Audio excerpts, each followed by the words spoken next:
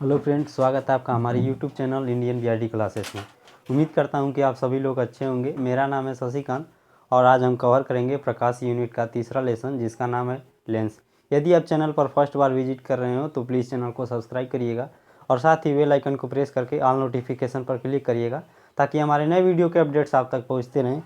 तो जल्दी से कापी पेन लेकर तैयार हो जाइए और हाँ, इस वीडियो को ज़्यादा से ज़्यादा लोगों के पास शेयर करिए ताकि उन बच्चों के लिए भी हेल्पफुल साबित हो सके जिन्हें इस साल बोर्ड एग्ज़ाम देना है। तो चलिए जल्दी से शुरू करते हैं लेसन को।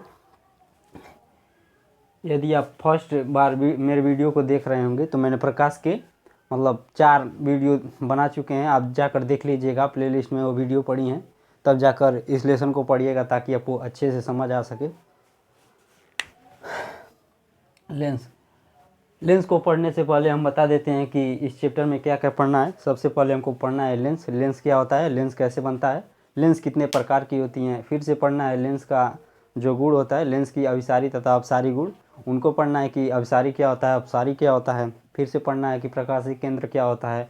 लेंस के द्वारा बने हुए प्रतिबिंबों को पढ़ना है कि कैसे प्रतिबिंब बनाए जाते हैं। प्रतिबिंब बनाने के लिए कुछ नियम है, उनको भी पढ़ना है। पूरा बारी बारी से पढ़ेंगे, 2-3 नियम है उसको भी पढ़ेंगे। फिर से पढ़ेंगे कि उत्तल लेंस क्या होता है, उत्तल लेंस द्वारा प्रतिबिंब कैसे बनाए जाते हैं, अवतल लेंस द्वारा कैसे प्रतिबिंब बनते हैं। फिर से पढ़ना हमके कि लेंस की जो होती है लेंस की क्षमता कैसे होती है, कैसे निकाली जाती है क्षमता, उसे क्षमता किसे कहते हैं। और लेंस का उपयोग पढ़ेंगे और लेंस को कैसे पहचानेंगे, ये चीज़ें पढ़ेंगे। और भी अन्य चीज़ें हैं जिसको हम बारी डिटेल से बताएंगे। तो सबसे पहले हम पढ़ लेते हैं कि लेंस क्या होता है। फर्स्ट शेडिंग लगाइएगा आप लोग। लेंस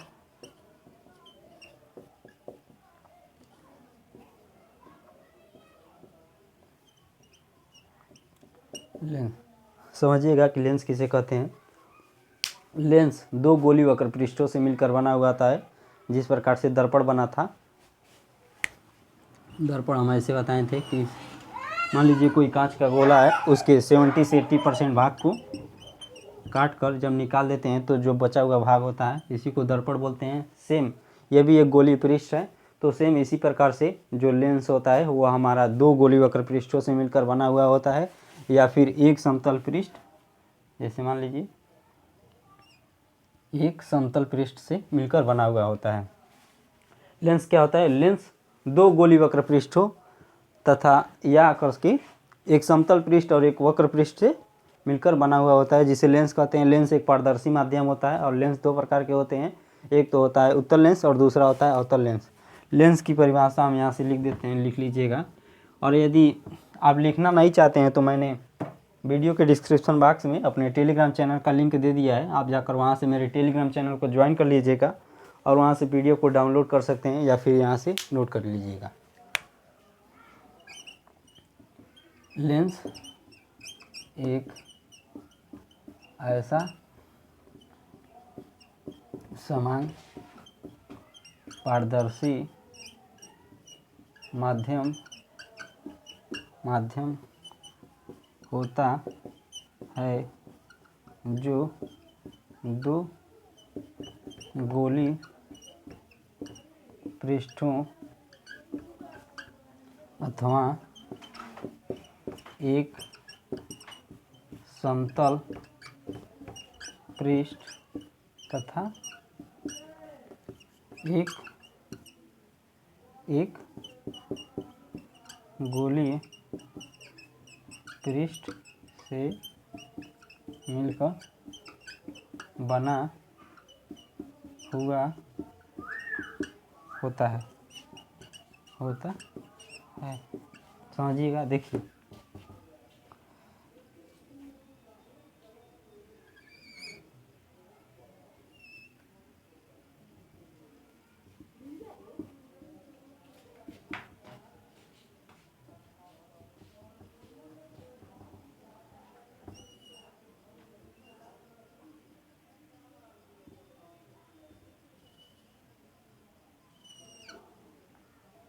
यह हमारा उत्तल लेंस है, उत्तल लेंस, और यह हमारा अवतल लेंस है, अवतल लेंस। देखिए ये अभी दो गोली वक्र पृष्ठ है। हम यही न लिखे हैं कि लेंस क्या होता है। लेंस एक ऐसा समांग पारदर्शी माध्यम होता है जो आर पार दिखाई देता है, उसे पारदर्शी कहते हैं। लेंस एक ऐसा समांग पारदर्शी माध्यम होता है जो दो गोली वक्र पृष्ठों अथवा एक समतल पृष्ठ और एक गोली पृष्ठ से मिलकर बना हुआ होता है। लेंस दो प्रकार के होते हैं, लिख लीजिएगा। लेंस दो प्रकार के होते हैं, एक तो उत्तल और दूसरा अवतल। उम्मीद करता हूँ कि मेरी बातों को आप लोग समझे होंगे कि लेंस क्या होता है। नोट कर लीजिएगा या फिर स्क्रीनशॉट लेना चाहते हो तो ले लीजिएगा।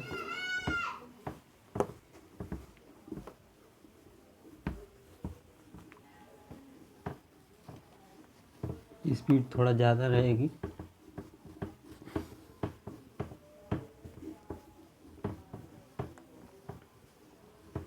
समझिएगा कि उत्तल लेंस क्या होता है, अवतल लेंस क्या होता है।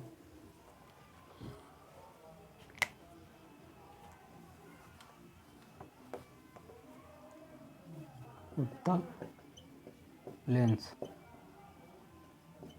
अंग्रेजी में से कॉनकेव लेंस, कॉन्वेक्स लेंस कहते हैं। देखिए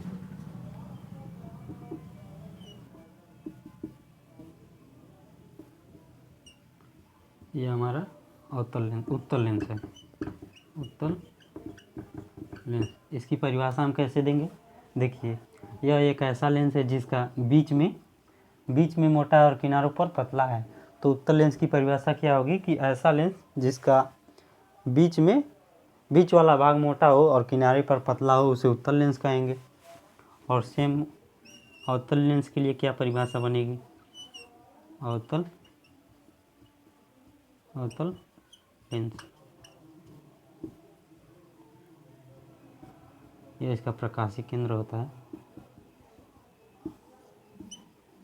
केवल आप परिभाषा समझिए कि उत्तल लेंस क्या होता है। उत्तल लेंस वह लेंस होता है जिसके बीच वाला भाग मोटा होता है और किनारे पर पतला होता है। अवतल लेंस क्या होता है। अवतल लेंस वह लेंस होता है जिसके बीच में पतला और किनारों पर मोटा होता है, उसे अवतल लेंस कहते हैं। परिभाषा आप लिख लीजिएगा। ऐसा लेंस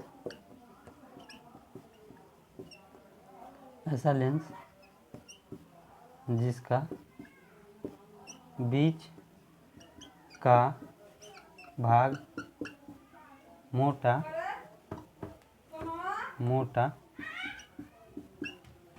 तथा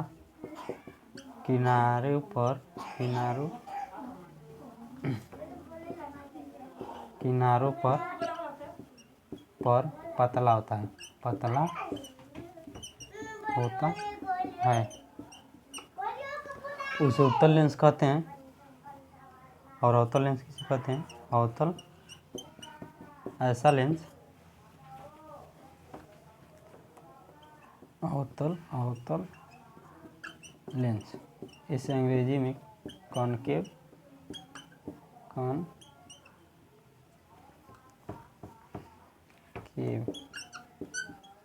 लेंस कहते हैं। ऐसा लेंस जिसका बीच का भाग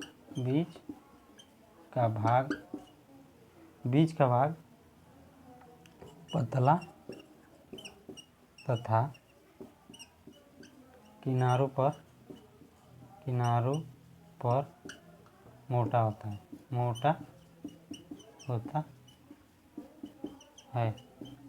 अवतल लेंस कहा जाता है। अवतल लेंस कहते हैं, उसे अवतल लेंस।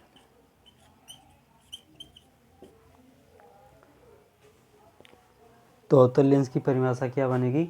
अवतल लेंस वह लेंस जिसके बीच वाला भाग मोटा होता है और किनारों पर पतला होता है, उसे उत्तल लेंस कहते हैं। और वह लेंस जिसका बीच वाला भाग पतला और किनारों पर मोटा होता है उसे अवतल लेंस कहेंगे। नोट कर लीजिएगा आप इसको।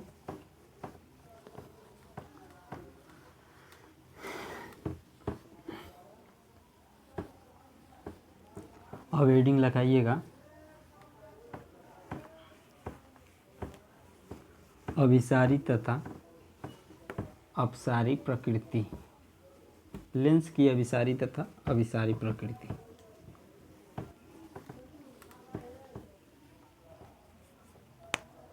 लेंस की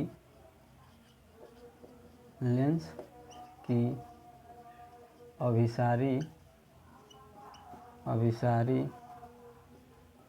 तथा अपसारी प्रकृति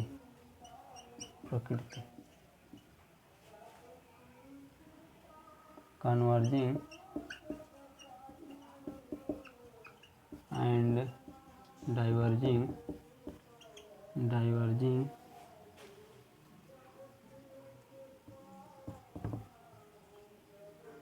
नेचर ऑफ लेंस।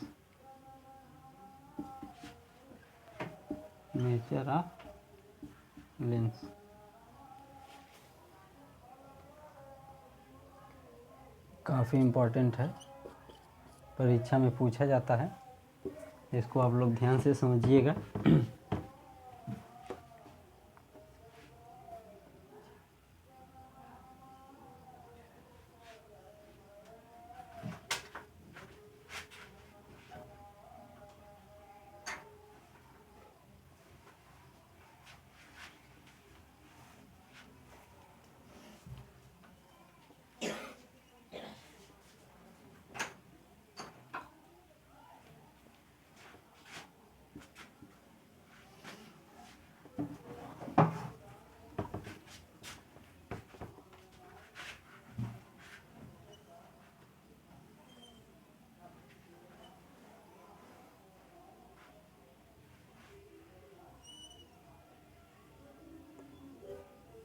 फिगर बना लीजिएगा ताकि अच्छे से समझ सकें।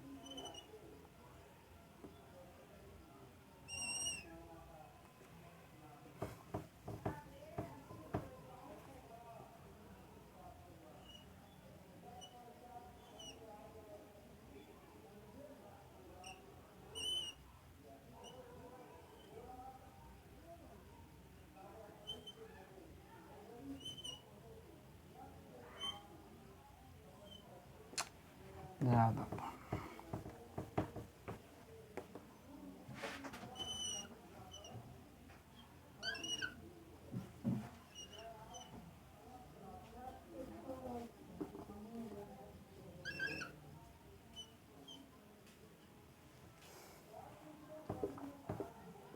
देखिए, यह क्या है?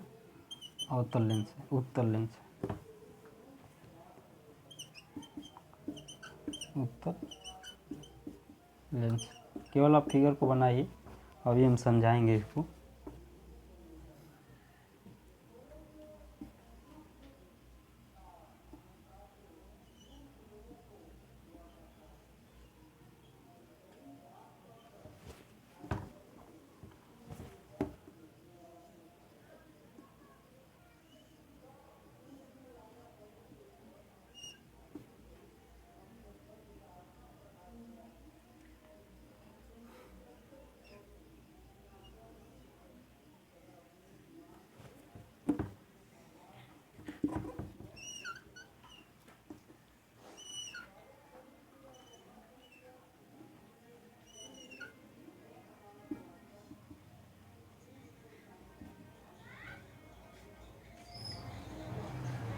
समझिएगा, ये एक काल्पनिक रेखा खींच रहा हूँ, अवतल लेंस।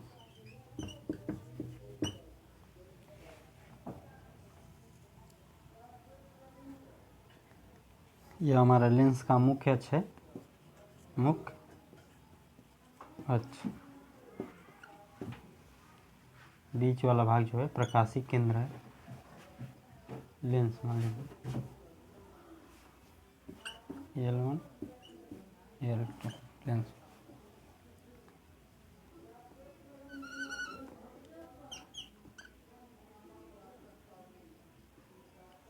यह फोकस है।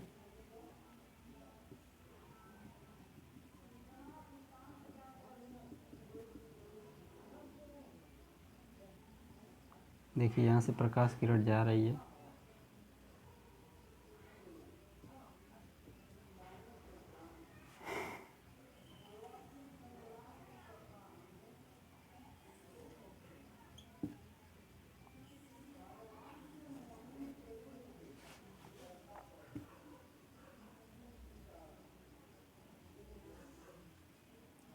ये इसका प्रकाशी केंद्र मुख्य अक्ष, मुख्य अक्ष।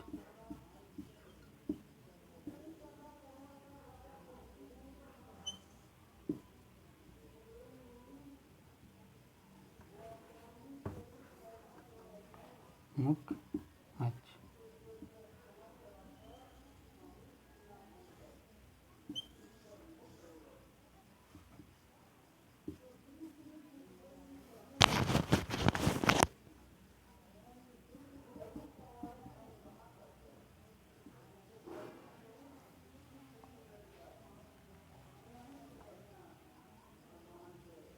इस फिगर को आप बना लीजिएगा।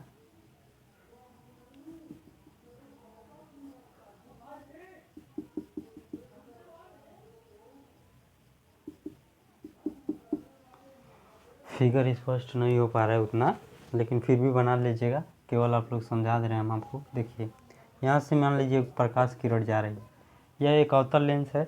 अवतल लेंस को हम बहुत सारे प्रिज्मों से मिलकर बना हुआ मान सकते हैं। देखिए यह भी एक प्रिज्म है, प्रिज्म, यह भी एक प्रिज्म है, यह भी एक प्रिज्म है, और बहुत सारे प्रिज्मों को जब एक साथ रखेंगे तो एक प्रकार का लेंस बनेगा। ये छोटा प्रिज्म है, ये बड़ा प्रिज्म है।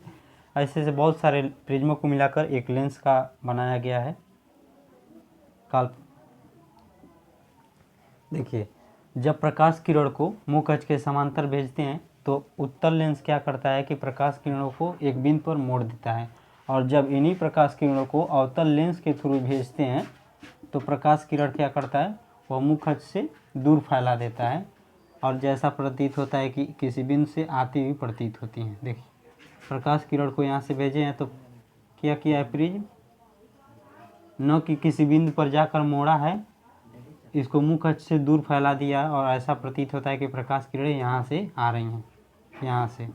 लेकिन देखिए प्रकाश किरण यहाँ से जा रही है, प्रकाश किरण यहाँ से जा रही है और मुख्य अक्ष से दूर हो जा रही है, लेकिन ऐसा प्रतीत होता है कि मुख्य फोकस से आ रही है। यहाँ पर देखिए मुख्य अक्ष को हम हटा देते हैं। फिगर थोड़ा अच्छा नहीं बना है क्योंकि ड्राइंग मुझे आती नहीं है। देखिए प्रकाश किरणों को भेज रहे हैं, एक बिंदु पर मोड़ देती है, और यहाँ से देखिए प्रकाश किरणों को जब मुख्य अक्ष के समांतर भेज रहे हैं तो मुख्य अक्ष से दूर फैला देती है। समझिएगा कि ये क्यों। जैसे मान लीजिए यह कोई प्रिज्म है, प्रिज्म थोड़ा सा बड़ा बना दे।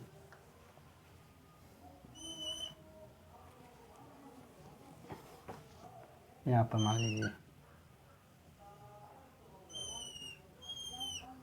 देखिए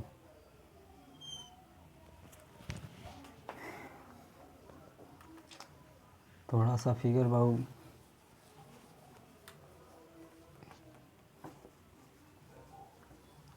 यहीं पर हम बना देते हैं। देखिए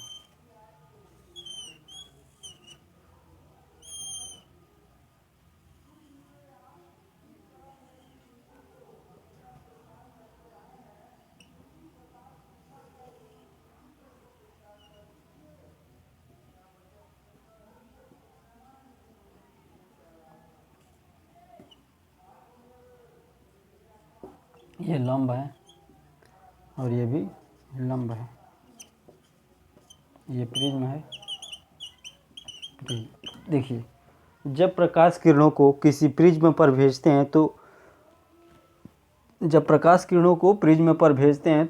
किरण इस पृष्ठ से अपवर्तन होती है, और दोनों पृष्ठों से अपवर्तन के बाद मुख्य अक्ष के समांतर झुक जाती है, मुख्य अक्ष के समांतर झुक जाती है।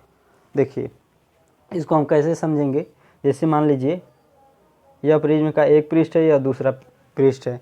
जब प्रकाश किरणों को इस पर अभिलंबवत भेजते हैं तो मान लीजिए एक काल्पनिक रेखा है जो लंब है, और हम बताए थे कि जब प्रकाश किरण विरल माध्यम से विरल विरल माध्यम मान लीजिए ये, और ये सघन माध्यम, सघन माध्यम।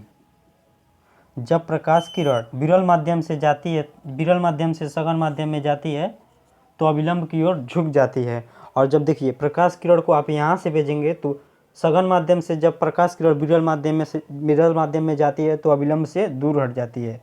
समझिएगा, अविलंब की ओर झुक रही है सघन माध्यम में। यह मान लीजिए ये वायु जो है विरल माध्यम है और जो प्रिज्म है सघन माध्यम है। जब प्रकाश किरण को आप भेज रहे हैं तो देखिए ये लंब है, यानी कि प्रकाश विरल माध्यम से सघन माध्यम में जाती है तो अविलंब की ओर झुक जाती है। यह अविलंब है, अविलंब की ओर थोड़ा सा झुक गई। और देखिए जब प्रकाश किरण सघन माध्यम से विरल माध्यम में जा रही है तो देखिएगा यह अविलंब है, इस अविलंब से दूर हट गई, यानी कि यहाँ पर भी देखिएगा अविलंब से दूर हट गई और अंत में अपने आधार की ओर मुड़ गई। यहाँ पर भी सेम प्रोसेस वही है कि जब प्रकाश किरण किसी लेंस पर आती होती है तो उसके दोनों पृष्ठों से अपवर्तन होने के पश्चात प्रकाश किरण मुख अक्ष की ओर, यानी कि लेंस के प्रिज्म के आधार की ओर मुड़ जाती है और एक बिंदु पर जाकर एकत्रित होती है। यहाँ से भी देखिएगा, यहाँ से भी प्रकाश किरण जाती है और दोनों पृष्ठों से, प्रिज्मों के जब दोनों पृष्ठों से अपवर्तन होता है तो अपवर्तन के पश्चात वह मुख्य मतलब प्रिज्म के आधार की ओर झुक जाती है। यहाँ से भी देखिए प्रिज्म का आधार ये है, जब प्रकाश किरणों को भेजेंगे तो दोनों पृष्ठों से अपवर्तन होने के पश्चात प्रकाश की किरण एक बिंदु पर जाकर एकत्रित हो जाती है। और यहाँ पर देखिएगा कि अवतल लेंस है, जब प्रकाश किरणों को मुख्य अक्ष के समांतर भेज रहे हैं तो यह प्रिज्म का आधार है, दोनों पृष्ठों से अपवर्तन होने के पश्चात प्रकाश की जो किरण है प्रिज्म के आधार की ओर झुक जा रही है। यानी कि दोनों पृष्ठों से जब अपवर्तन होता है तो झुक जाती है और आधार की ओर झुक जाती है, यानी कि अवतल लेंस में मुख्य अक्ष से दूर हट जा रही है। यह फैला दे रही है किरणों को, और यह जो लेंस है अवतल लेंस मतलब उत्तल लेंस, यह एक बिंदु पर एकत्रित कर देती है। यही प्रकाश का जो गुण है अभिसारी तथा अपसारी कहलाता है। उत्तल लेंस द्वारा प्रकाश किरणों को एक बिंदु पर एकत्रित करने के गुण को अभिसारी कहते हैं, या फिर इस लेंस को ही अभिसारी इसलिए बोला जाता है। और जब प्रकाश किरणों को मतलब अवतल लेंस मुख्य अक्ष से दूर फैला देता है तो इस लेंस को अपसारी लेंस बोलते हैं, और यही गुण इसका अपसारी प्रकृति कहलाता है। उम्मीद करता हूँ आप लोग समझे होंगे, नहीं समझे होंगे तो फिर से एक बार बता देता हूँ। देखिए एक प्रिज्म है, जब प्रकाश किरण को आप जानते हैं, मैंने पिछले लेक्चर में बताया था कि जब प्रकाश किरण विरल माध्यम से सघन माध्यम में जाती है तो प्रकाश किरण अविलंब की ओर झुक जाती है, अविलंब की ओर झुक गई है देखिएगा यहाँ पर। और जब प्रकाश किरण सघन माध्यम से विरल माध्यम में जाती है तो अविलंब से दूर हट जाती है। देखिए प्रकाश किरण को जब विरल माध्यम से सघन माध्यम में भेज रहे हैं तो आपतित किरण जो अपवर्तित किरण है वो अविलंब की ओर झुक गई है। यहाँ पर भी देखिएगा, यहाँ से प्रकाश वायु से कांच में जा रही है, यानी कि वायु विरल माध्यम है और कांच सघन माध्यम है। जब प्रकाश की किरण वायु से मतलब कांच में आती है यानी कि सघन माध्यम में, तो प्रकाश किरण इस अविलंब की ओर झुक गई है। और यहाँ से जब प्रकाश किरण जाएगी यानी कि कांच से वायु में जाएगी तो प्रकाश किरण कांच से जब वायु में जाएगी तो अविलंब से दूर हट जाएगी। यह अविलंब है, अविलंब से दूर हट गई है। और फाइनल में जो प्रकाश किरण है दोनों पृष्ठों से अपवर्तन होने के पश्चात आधार की ओर झुक गई है। यहाँ पर भी देख लीजिएगा कि जब प्रकाश किरण किसी लेंस पर यानी कि उत्तल लेंस पर आपतित होती है तो दोनों पृष्ठों से अपवर्तन होने के पश्चात एक बिंदु पर जाकर मिल जाती है, एक बिंदु पर एकत्रित हो जाती है। देखिएगा यहाँ पर भी देखिएगा ध्यान से कि सभी जो प्रकाश किरणें आ रही हैं आधार की ओर झुक रही हैं। उत्तल लेंस में आधार की ओर झुकती हैं, और अवतल लेंस में दोनों लेंसों में मतलब प्रिज्म में तो प्रकाश की किरण आधार की ओर झुकती हैं, लेकिन अवतल लेंस में जो होता है जो प्रिज्म का आधार मुख्य अक्ष से दूर होता है, मुख्य अक्ष से बाहर की ओर होता है, और उत्तल लेंस में जो प्रिज्म का आधार होता है मुख्य अक्ष के ओर होता है। इस प्रकार से प्रकाश किरण को उत्तल लेंस एक बिंदु पर एकत्रित कर देता है और अवतल लेंस प्रकाश किरणों को मुख्य अक्ष से दूर फैला देता है। यह गुण उत्तल लेंस का अभिसारी तथा अवतल लेंस का यह गुण अपसारी कहलाता है। उम्मीद करता हूँ मेरी बातों को आप लोग समझे होंगे। और समझिएगा, जो प्रिज्म होता है, जो प्रिज्म लेंस से मतलब मुख्य अक्ष से जितना दूर होता है वह प्रकाश किरणों को उतना ही अधिक विचलित करता है, यानी कि मोड़ता है। समझिएगा, एक फार्मूला है डेल्टा बराबर n-1 इंटू ए क्या है, प्रिज्म कोण है और ये विचलन है, यानी कि प्रकाश जितना मुड़ेगी। देखिए जो प्रिज्म मुख्य अक्ष से जितना दूर होता है उसका कोण उतना ही बड़ा होता है। और देखिए, जिस प्रिज्म का कोण जितना अधिक होगा वह विचलित उतना अधिक प्रकाश किरणों को करेगा। यहाँ पर जो डेल्टा है ए के अनुक्रमानुपाती है, यानी कि डेल्टा का मान मतलब एंगल बड़ा होगा तो विचलित अधिक होगी, विचलन अधिक होगा। तो देखिए, जो प्रिज्म अभी हम बताएं कि जो प्रिज्म मुख्य अक्ष से जितना दूर होगा उसका प्रिज्म कोण उतना ही बड़ा होगा, और जब प्रिज्म कोण जितना ज़्यादा बड़ा होगा विचलन उतना ही अधिक होगा।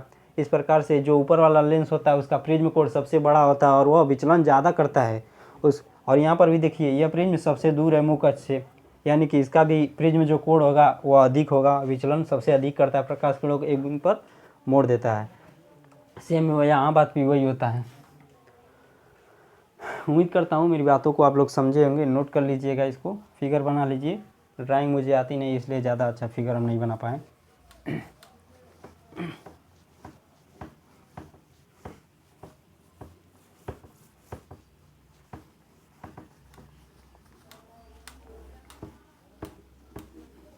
नेक्स्ट हेडिंग लगाइएगा, प्रकाशिक केंद्र।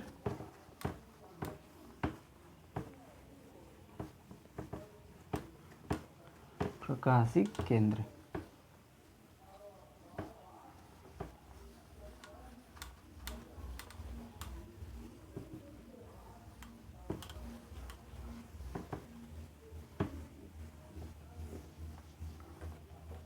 प्रकाशिक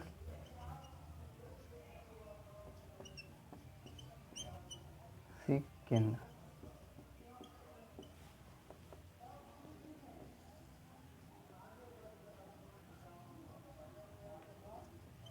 सेंटर ऑफ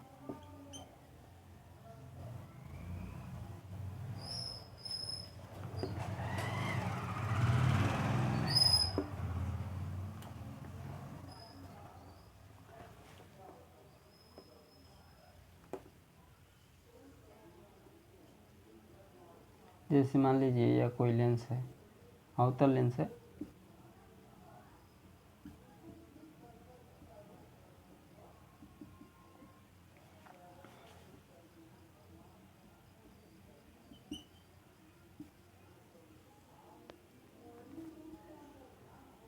बीच वाला जो यह बिंदु होता है उसी को प्रकाशिक केंद्र कहते हैं। अवतल लेंस, उत्तल लेंस, उत्तल लेंस। इसको परिभाषित हम कैसे करेंगे कि किसी लेंस का प्रकाशिक केंद्र, देखिएगा, किसी लेंस का प्रकाशिक केंद्र वह बिंदु होता है जो लेंस के मुख्य अक्ष पर स्थित और लेंस के बीचों बीच में होता है, उसी को प्रकाशिक केंद्र कहते हैं। इसकी परिभाषा पहले लिख लीजिए। लेंस एक ऐसा क्या लिखा है, प्रकाशिक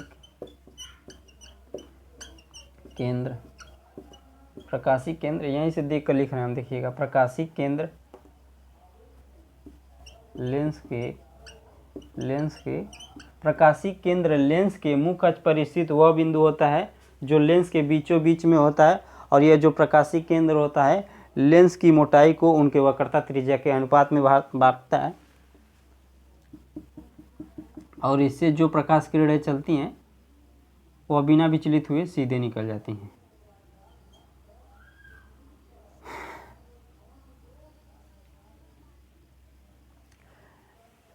प्रकाशिक केंद्र मुख्य अक्ष पर स्थित वह बिंदु होता है जिससे चलने वाली प्रकाश की किरणें बिना विचलित हुए सीधे निकल जाती हैं। इसकी परिभाषा से लिख सकते हैं।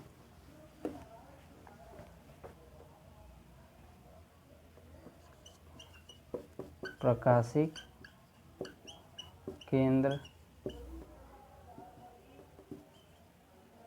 लेंस के मुख्य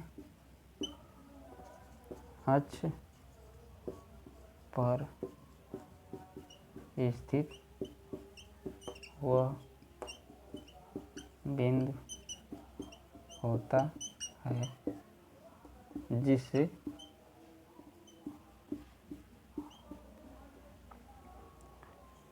होकर जाने वाली अपवर्तित किरण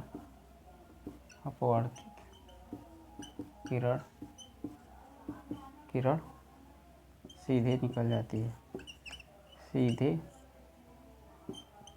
निकल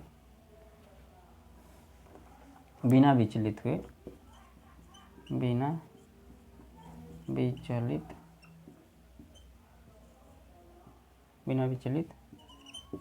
हुए सीधे निकल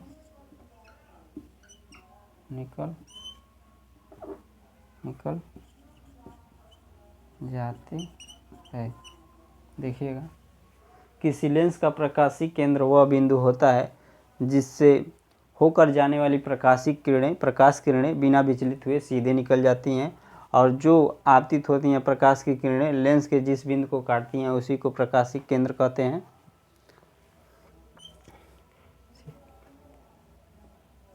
सीधे निकल जाती हैं, नोट कर लीजिएगा।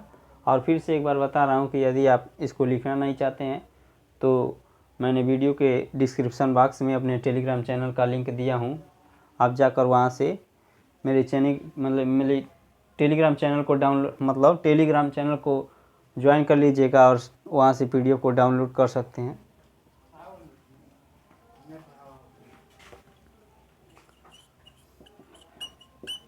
लेंस का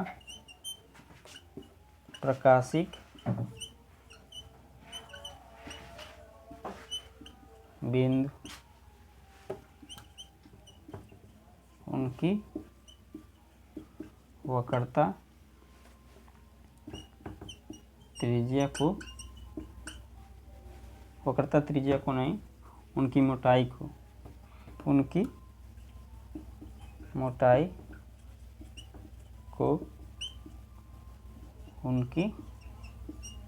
वक्रता त्रिज्या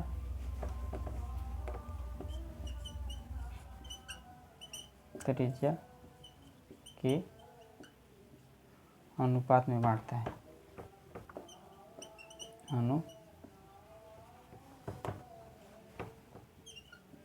अनुपात में बांटता है, समझिएगा।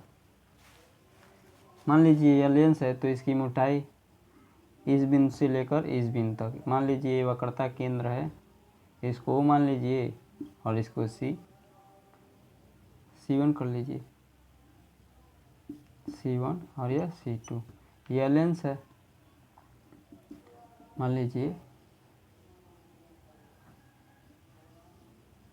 यहाँ पर एक बिंदु P है, P1 और इसे P2, यही क्या होगा, वक्रता त्रिज्या होगी। यानी कि जो मोटाई है, इसकी जो मोटाई मान लीजिए C1 से लेकर O तक एक मोटाई, इस लेंस की मतलब दोनों मोटाई क्या होगी, C1 से लेकर C2 तक इस लेंस की मोटाई होगी, और वक्रता त्रिज्या क्या होगी, मान लीजिए यहाँ पर A, यहाँ पर B, BP वक्रता त्रिज्या है और इसकी AP, यहाँ P2 लिख लीजिएगा, AP1 इसकी वक्रता त्रिज्या है। यानी कि हम लिख सकते हैं P1A बट्टा P2B बराबर C1O बट्टा C2।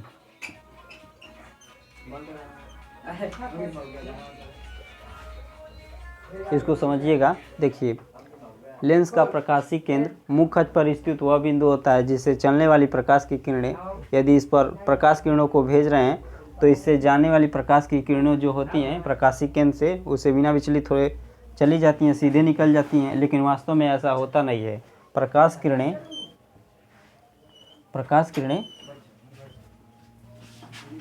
जब किसी लेंस पर आपतित होती हैं तो अपवर्तन के पश्चात आप जान रहे हैं कि प्रकाश किरण वायु से कांच में आ रहा है, तो जाहिर सी बात है कि प्रकाश का जो मार्ग होगा विचलित हो जाता है, थोड़ा सा विचलित हो जाता है। ऐसे करके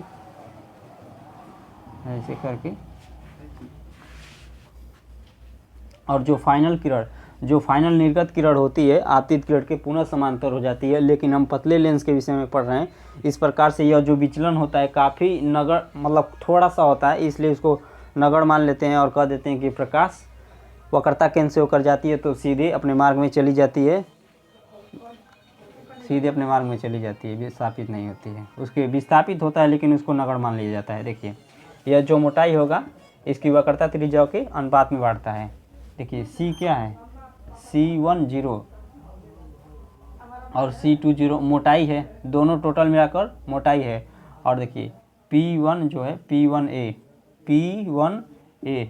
इसकी वक्रता त्रिज्या है, और इसकी मोटाई तो सेम ही एक है, लेकिन दोनों का मोटाई लिखे ना, यहाँ से मोटाई को दो भागों में बांट दिए हैं। इनकी जो मोटाई होती है वो वक्रता त्रिज्या के अनुपात में बढ़ती है, इस बात को आप लोग याद रखिएगा। उम्मीद करता हूँ आप लोग मेरी बातों को समझे होंगे। नेक्स्ट हेडिंग लगाइएगा, मुख्य फोकस तथा फोकस दूरी।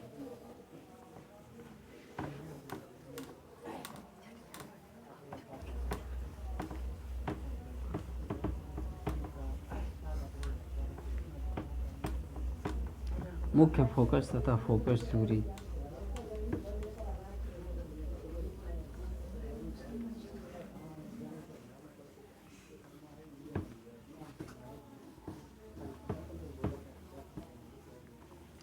मुख्य फोकस तथा फोकस दूरी।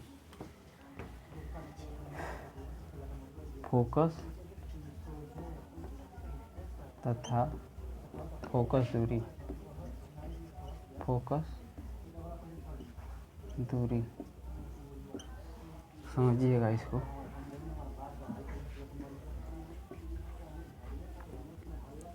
जैसे मान लीजिए यह कोई लेंस है, उत्तल लेंस है,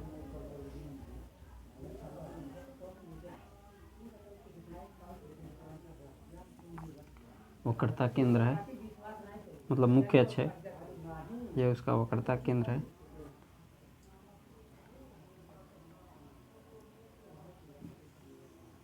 जब प्रकाश किरणों को मुख्य अक्ष के समांतर भेजते हैं वह किसी बिंदु पर जाकर एकत्रित हो जाती है।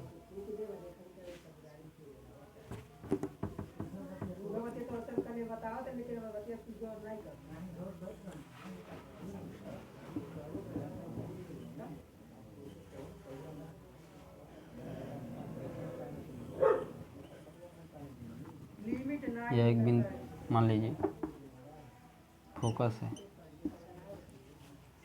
और उत्तल लेंस में देखिए क्या होता है,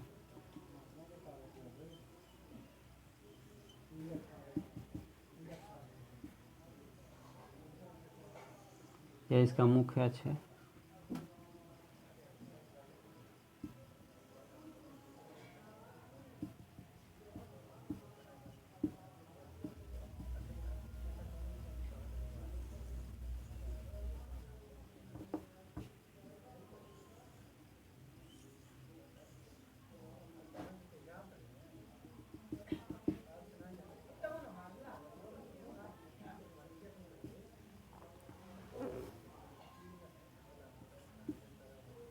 एफ डैश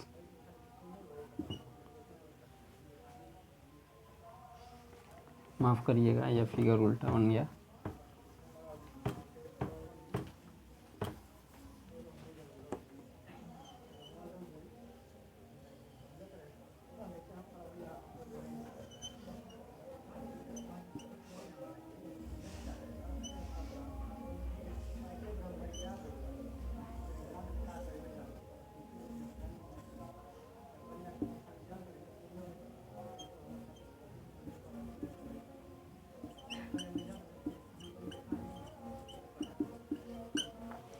देखिए इसको एफ डैश से प्रदर्शित करते हैं।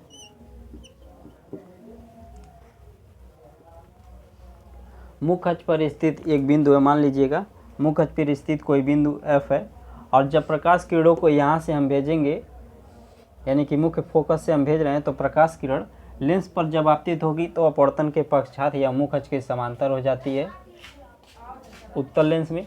और यही प्रकाश किरण देखिएगा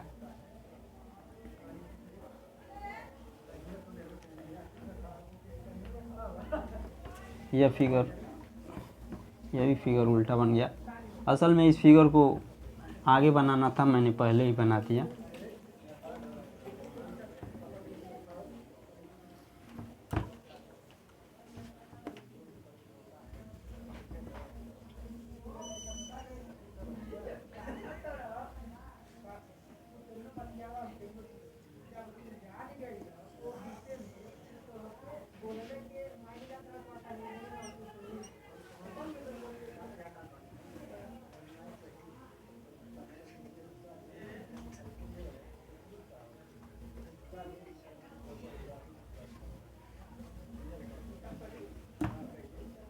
फिर वही फिगर बन रहा है।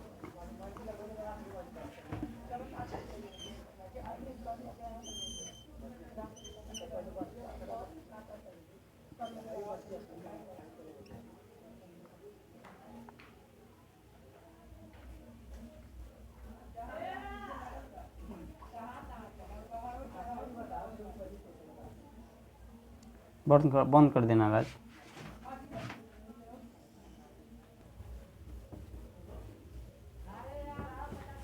माफ़ करिएगा दोस्तों, यहाँ पर जैसा कि आप सभी लोग जानते हैं कि आज 1 जनवरी है, तो हमारे गांव के लोग सभी लोग डीजे बजाने जा रहे हैं। मुझे काफ़ी देर से बोल रहे थे रोकने के लिए, पर हम रुक नहीं रहे थे, लेकिन अब बहुत ज़्यादा बोल रहे हैं। हम इस वीडियो को यहीं पर समाप्त करते हैं। नेक्स्ट टॉपिक जो है हम अगले वीडियो में बताएंगे। यदि आप चैनल पर नए हो तो प्लीज़ सब्सक्राइब कर दीजिएगा और शेयर करिएगा, और इसके लिए बहुत बहुत माफ़ी चाहते हैं। तो चलिए नेक्स्ट वीडियो में मिलते हैं। तब तक के लिए जय हिंद, वंदे मातरम, धन्यवाद।